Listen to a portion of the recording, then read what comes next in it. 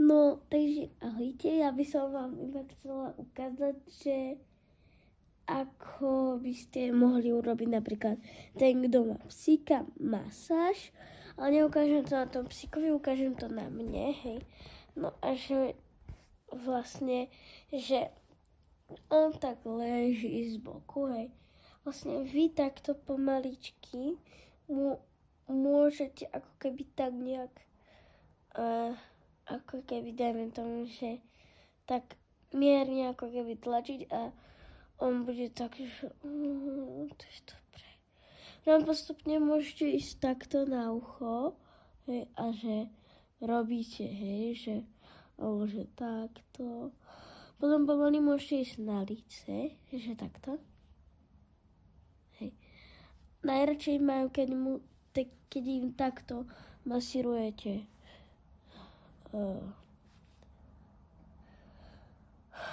krk a hlavne najlepšie je, že takto z boku, hej, keď masírujete, že tak a potom aj, že ako keby, že tú ruku, hej, že ju budete tak, ako keby tak, že mačkať až z dola hore. Potom môžete aj nohy, takže mačkať, že vlastne, že tak, hej. A že to vlastne to isté aj na rukách a dokým, ak chcete, tak ako keby nezatvoria očka, no tak, ak chcete, aby ten váš psík spal, tak to robíte, alebo keď mu chcete urobiť iba takú, že masáž je a tak, no tak mu to môžete robiť iba chvíľku a tak nejak. A ešte k tomu nenúďte ho si láhnuť, hej. Napríklad, že Maxo, láhni, alebo hej, že niečo také proste.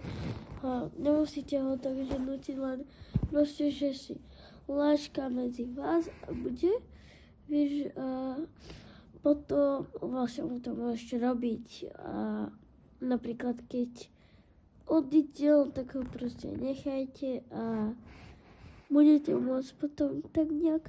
Hej, a ešte bola by som veľmi rada, kebyže mi dáte všetci, čo pozerajú toto video, nech dajú odber, lebo snažím sa dosiahnuť 10 000 odberateľov. Takže tak. A ten ospravedlňujem sa za toto. Hej, len mi spadol telefon, lebo sa tak blbo druží, hej, takže čau.